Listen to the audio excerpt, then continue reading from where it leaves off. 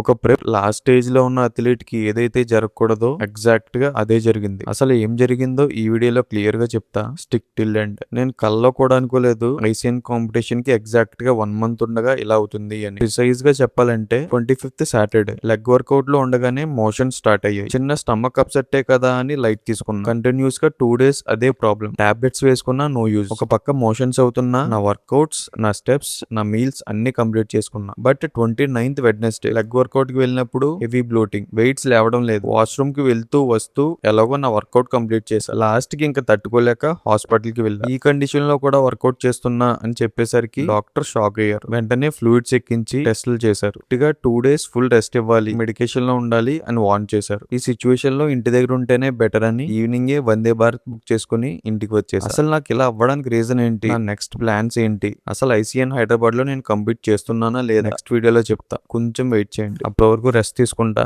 Jai Srikrishna.